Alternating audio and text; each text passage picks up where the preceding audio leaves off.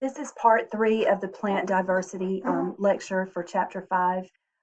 We left off talking about the life cycle of a moss, and mosses are bryophytes, which means they're non-vascular and they're seedless. They do have their gametophyte is their dominant stage of their life cycle. So the gametophyte is come back to that word conspicuous, is the conspicuous form of the moss plant. So when we look at the moss plant growing on the ground and we see the green, mossy, carpet-looking plant, that is the gametophyte stage. But sometimes you will see a stalk growing, and a lot of times it's red, a really slender stalk growing out of the top of the gametophytes, and that is the sporophyte. So the gametophyte is the dominant stage of their life cycle, of the moss life cycle, just like it is with the liverworts and hornworts. But the sporophyte grows out of the gametophyte. And if you ever see a sporophyte growing out of a moss gametophyte, then you know that gametophyte is the female gametophyte, because it contains the archegonium, or the archegonial head, because that is where the egg was fertilized and became the zygote. And so only the female gametophytes of the moss can grow a sporophyte. Now we're going to move into the vascular plants, and we said that vascular plants have two types of tissue. There's xylem and then there's phloem. Xylem tissue transports water and minerals from the roots throughout the shoot. Most of the time what this means is it's transporting material up from the from the ground up, or even from under the ground up throughout the above ground portion of the plant. And it's showing you here the cells that form the xylem. There are certain cells called parenchyma cells, and then there are tracheids.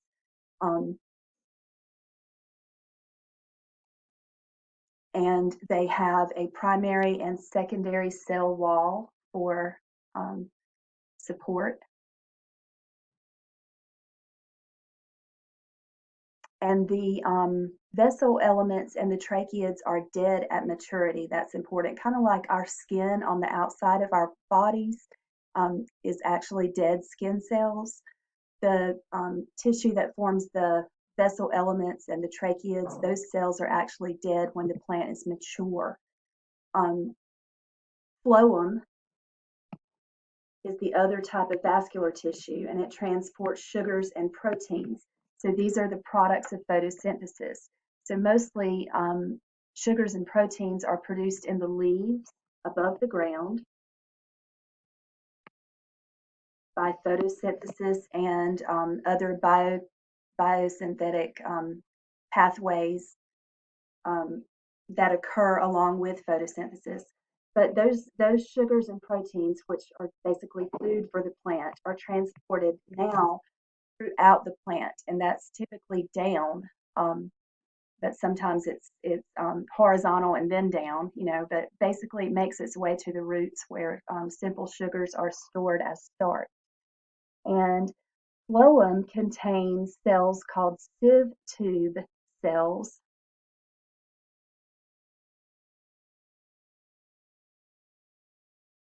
And then those cells are surrounded by various support cells. Roots are, for a plant to be classified as a true plant, it has to have roots. In mosses, those roots are actually rhizoids, but they're very primitive roots. So, but to be actually classified, or to call a structure a root, it has to have vascular tissue. So it says roots with their prominent vascular tissue system transfer water and minerals from the soil to the rest of the plant. So that's the purpose of the roots, is to absorb water and minerals, and also to anchor, stabilize and anchor the plant.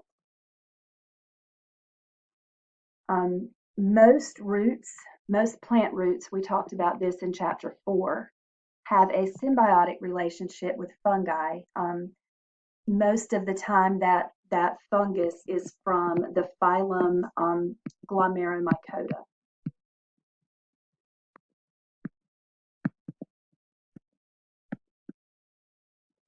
And what that fungus does is increases the surface area.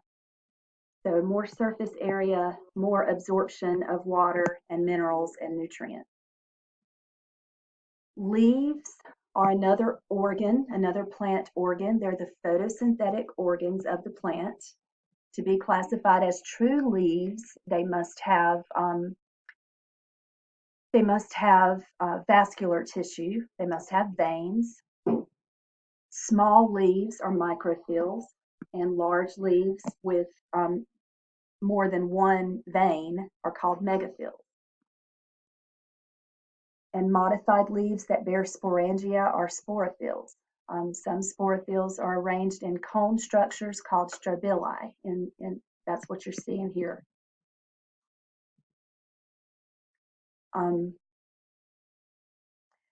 Now we'll move on to the vascular plants, starting with the seedless vascular plants. These are not as well known by people. They're not, the main one is the fern, but a lot of people don't know what club mosses are. But the seedless vascular plants include the club mosses, which are in a class called lycophytes, or a group called lycophytes. And then the ferns are in a group called the pterophytes. Sounds kind of like a dinosaur. So we have the club mosses, the horsetails, and the ferns. And now, from this point on, all the plants that we talk about, the dominant stage is going to be the sporophyte generation. So the dominant generation for the bryophytes, the non-vascular plants, was the gametophyte. From this point forward, the dominant stage is going to be the sporophyte. So when you look at a fern plant in a hanging basket or even growing in the woods, if you take a walk through the woods, you see fern plants. The fern plant itself is called the sporophyte. That is the sporophyte generation. That's the conspicuous form of the plant that we see. You hardly ever see a fern gametophyte because they're very small. It's a heart-shaped leaf. You see how this leaf down here is heart-shaped, and it grows flat on the ground. So it's very small, and usually if you've got mosses growing in the woods, there's leaves covering it. It's not like the ground is clear. There's other plants and dead leaves and all that all over the forest floor. So you hardly ever see a fern gametophyte in nature. But the gametophyte is the haploid portion, and that gametophyte, that single gametophyte, contains the antheridium and the archegonium. So whereas with the mosses, you had a male gametophyte and a female gametophyte, this time the gametophyte has both the male and the female archegonium and antheridium on the same gametophyte. And so the sperm are still flagellated, they still swim to the egg, and when they do, they form a zygote that grows into the sporophyte, this stalk, and this is the beginning of the fern plant. And then the gametophyte just kind of withers away. On the underside of the leaves of the fern, these are called fern fronds. Okay, so on the underside of the fronds are sporangia. They're little, and actually, these little brown dots are called sori. Each one is called a sorus, but they're called sori. And they actually undergo, cells in the sporangia undergo meiosis to produce spores, and the spores are haploid and they germinate into that heart-shaped gametophyte. Okay, so now still vascular plants, but we're moving into the seed plants. So seed plants appeared about 360 million years ago. There are two innovations that occurred with the seed plants, and that is the seed and pollen. And that allowed plants to reproduce even when water is not readily available. So this gave rise to a big, huge growth spurt in the land plants because now the sperm is protected by the pollen grain, and it can travel by the wind, or it can travel by insect pollinators, animal pollinators. By the time you get to the seed plants, the gametophytes have shrunk to the point that the the plant is basically just a sporophyte. Okay, the sporophytes became prominent structures. So when you look at a pine tree, the pine tree is the sporophyte. When you look at any flowering plant, so any crop like a corn plant growing in a field, that corn plant is the sporophyte. The gametophytes are very reduced. So in the there are two groups of seed plants. There are gymnosperms and angiosperms. Gymnosperm means naked seed. Naked seed. And gymnosperms were dominant during the Triassic period. And gymnosperms do produce pollen grains, and they do produce seeds, and both of these protect against drying out, desiccation, and the pollen allows the sperm to be transported to the egg. The seed is a diploid embryo surrounded by storage tissue and protective layers, and it can delay germination until the growth conditions are optimal. So the seed contains the embryo, and it contains food for the embryo, basically, and then a protective layer outside of that.